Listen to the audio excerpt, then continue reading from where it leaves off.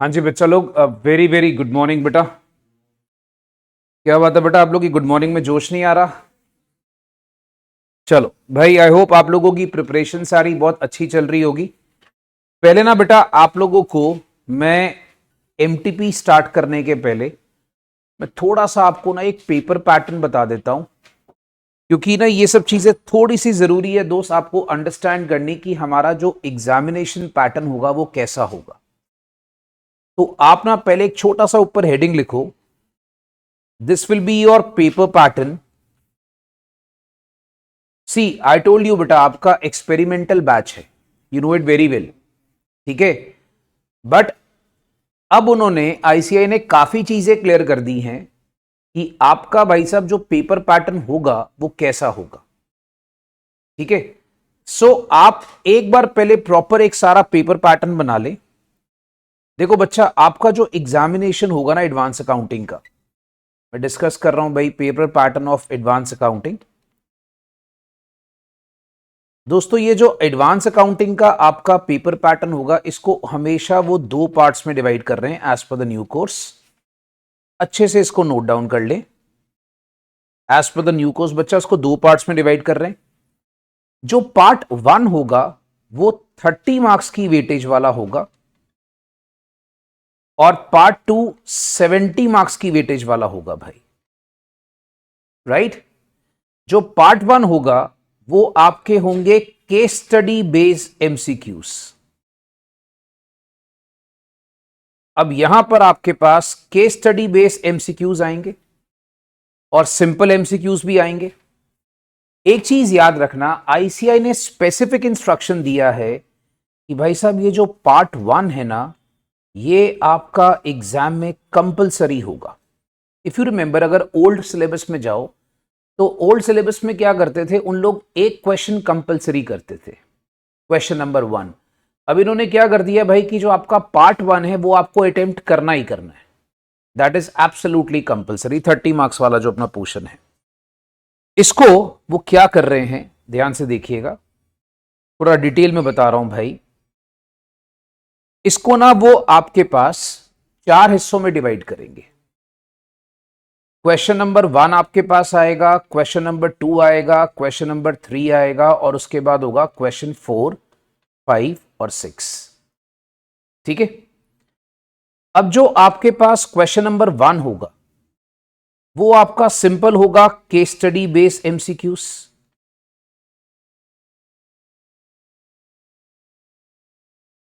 अब जो case study based MCQ होगा ना दोस्त, इसको जरा अच्छे से समझना और बहुत ही ध्यान से इस बात को सुनना बच्चा। जो केस स्टडी बेस्ड एमसीक्यू होगा ना, वो आपके पास होगा अकाउंटिंग स्टैंडर्ड्स में से। पहले ये भी समझो कि किस टॉपिक से हमें कितना क्वेश्चन आने के चांसेस है। अच्छा, अब इन्होंने इसमें क्या करा है भाई, ये आपके 2-2 नंबर के 4 क्वेश्चंस होंगे आपके, तो मतलब ये टोटल आपका पहला क्वेश्चन हो जाएगा 8 मार्क्स का। भाई साहब इस पैटर्न को समझना है, 2-2 नंबर के आपके 4 क्वेश्चन होंगे, और आपके पास याद रखना पहला क्वेश्चन होगा आपके पास 8 मार्क्स का, और ये सारा का सारा आपका बनेगा अकाउंटिंग स्टैंडर्ड्स में से। ओके, अब इसमें एक चीज याद रखना, दे माइट डू दैट कि वो एक केस स्टडी में 2-2 या 3-3 अकाउंटिंग स्टैंडर्ड को मिक्स कर दें, पॉसिबिलिटी है, ठीक है। सो ये हम ये नहीं कह सकते कि सर एक ही अकाउंटिंग स्टैंडर्ड से पूरी केस स्टडी आएगी। वो ऐसे भी कर सकते हैं कि पर्टिकुलरली एक केस स्टडी बनाई और उस एक केस स्टडी में उन्होंने वहां पर अलग अलग सारे के सारे अकाउंटिंग स्टैंडर्ड मिक्स कर दिए। सेकेंड क्वेश्चन भी आपका केस स्टडी बेस होगा,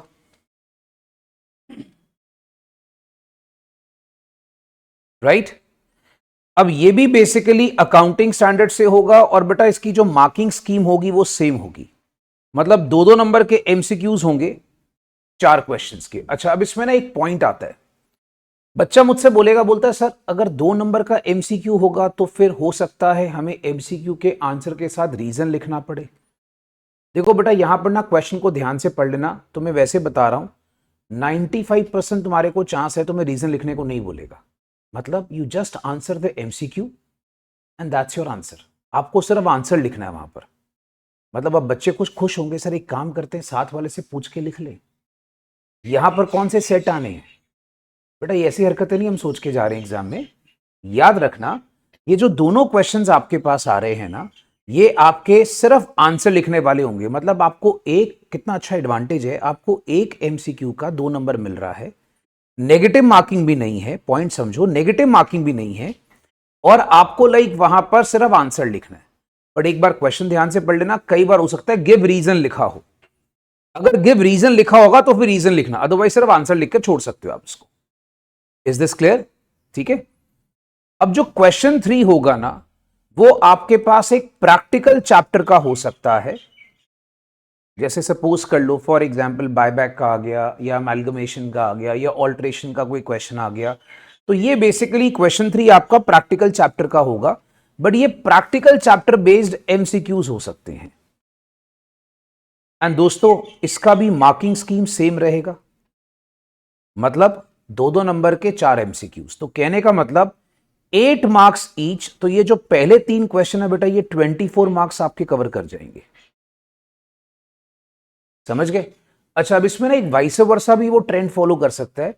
हो सकता है क्वेश्चन नंबर 1 एएस हो, क्वेश्चन नंबर 2 प्रैक्टिकल बेस आ जाए, और क्वेश्चन नंबर 3 एएस बेस्ड आ जाए। पॉसिबिलिटी है। तो मतलब ये नहीं कि आप बोलोगे सर एग्जैक्टली सेम नंबर, थोड़ा आगे पीछे हो सकता है, राइट? अब जो क्वेश्चन 4, 5, 6 आपको एग्जाम में आएगा, ये आपके ओनली एमसीक्यूज होंगे। ओनली एमसीक्यूज बच्चों, ओनली एमसीक्यूज मतलब जैसे आपको याद होगा हम सिंपल वाले एमसीक्यूज प्रैक्टिस करते हैं, तो भाई ये 2 मार्क्स ईच वाले होंगे, और ये 3 क्वेश्चंस होंगे, तो ये हो गए 6 मार्क्स कवर आपके। तो बेटा ये जो पहला पैटर्न है 30 मार्क्स ऐसे कवर करता है वो। ठीक है।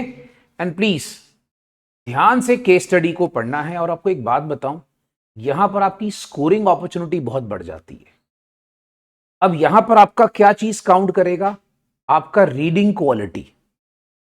जितना अच्छा हम रीड करेंगे एमसीक्यू को, और जितना हम उस पर अच्छे से रीड करके अंडरस्टैंड कर लेंगे, याद रखना उतना आपको टाइम कम लगेगा एग्जाम में, right? So your reading content does matter.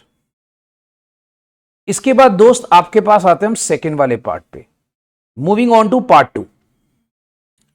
अब पार्ट 2 जो है बच्चा, वो 70 मार्क्स का पेपर है। और याद रखना ये जो पोर्शन है सारा, ये हमारे पास आता है डिस्क्रिप्टिव क्वेश्चंस का। फोकस करेंगे भाई, ये हमारे पास सारा आ जाएगा डिस्क्रिप्टिव क्वेश्चंस का, 70 मार्क्स का। इसमें आपको 2 हिस्सों में हम डिवाइड कर सकते हैं अपने पेपर को। जैसे क्वेश्चन नंबर 1 आपके पास ये कंपलसरी क्वेश्चन होगा इसमें, और बच्चों याद रखना जो कंपलसरी क्वेश्चन होगा वो 14 मार्क्स का होगा।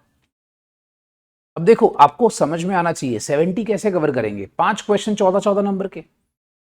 सिंपल सा फंडा है यार, 14 नंबर के 5 क्वेश्चन करेंगे तभी तो 70 कवर होगा। तो डिस्क्रिप्टिव में क्या होगा, पहला क्वेश्चन जो होगा वो कंपलसरी होगा, और वो डिस्क्रिप्टिव होगा 14। अब 14 नंबर का बड़ा क्वेश्चन नहीं आएगा इसके अंदर। इसमें क्या होगा, ये ना आपके पास एएस बेस्ड क्वेश्चन होंगे, ठीक है, अकाउंटिंग स्टैंडर्ड बेस्ड। और इसको ना सब पार्ट्स में वो डिवाइड करेगा। हो सकता है सपोज कर लो बेटा 5 मार्क्स का एक क्वेश्चन, 5 मार्क का एक क्वेश्चन, 4 मार्क का एक क्वेश्चन, ऐसे करके वो उसको पैटर्न को डिवाइड करेगा।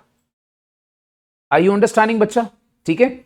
सो याद रखना ये 14 मार्क्स का बड़ा क्वेश्चन नहीं होगा जो कंपलसरी वाला होगा डिस्क्रिप्टिव में से। इसमें क्या होगा भाई, 5, 5, 4 करके आपके पास डिवीजन आएगी। अच्छा, उसके बाद आपके पास जो सेकेंड सेक्शन है उसमें क्वेश्चन 2, क्वेश्चन 3, क्वेश्चन 4, क्वेश्चन 5 और क्वेश्चन 6 होंगे। दोस्तों अब ये जो क्वेश्चन आपके पास 2 से लेकर 6 है, अगर आप देखोगे ना भाई, ये आपके पास 5 क्वेश्चंस बनते हैं। इन 5 में से आप लोगों को एनी 4 करने हैं, एक की एक्सटर्नल चॉइस होती है, ठीक है, एक की आपकी एक्सटर्नल चॉइस होगी। तो आपको क्या करना है बेटा, एनी 4 करना है इन 5 में से। I hope it's clear. ठीक है जी।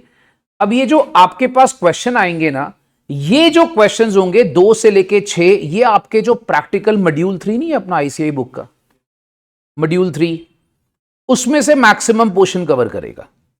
सर इसमें कौन कौन से चैप्टर्स कवर होंगे भाई? आपको जैसे पता है भाई, अपना चैप्टर फेवरेट अमेलगमेशन, अपना फेवरेट चैप्टर कंसोलिडेशन, अपना फेवरेट चैप्टर बायबैक, अपना भाई साहब चैप्टर इंटरनल रिकंस्ट्रक्शन, अपना चैप्टर आ गया ब्रांच। तो बेटा ये सब चीजें इसमें ज्यादा कवर होंगी, राइट? जो अपना मॉड्यूल 3 वाला पार्ट है, financial statements, cash flow statement, ठीक है? तो ये इसमें से कवर होगा। और इसमें भी याद रखना, हो सकता है कैसे आएगा, फॉर एग्जाम्पल क्वेश्चन 3 डाल दिया इंटरनल रिकंस्ट्रक्शन का 14 नंबर का एक क्वेश्चन, या मान लो क्वेश्चन 5 डाल दिया कंसोलिडेशन का एक क्वेश्चन 14 नंबर का। बट इसमें भी सब पार्ट्स आने के चांसेस हैं, पहले बता देता हूं बेटा। इसमें भी ये पॉसिबिलिटी है कि क्वेश्चन 2 जो है उसमें ए बी सी पार्ट्स हो, 5-5-4 करके, ठीक है? 5-5 नंबर के 2 छोटे क्वेश्चन, एक 4 नंबर का छोटा क्वेश्चन। तो ये सारा डिस्क्रिप्टिव होगा। तो भाई साहब ये आपका पेपर पैटर्न है। You should actually know about this pattern before attempt in the exam, right? ठीक है, अच्छा जी। सो दोस्तों I hope the paper pattern is clear everyone. ठीक है, सबने नोट डाउन कर लिया है? दैट्स ग्रेट, एब्सोल्युटली ग्रेट बेटा।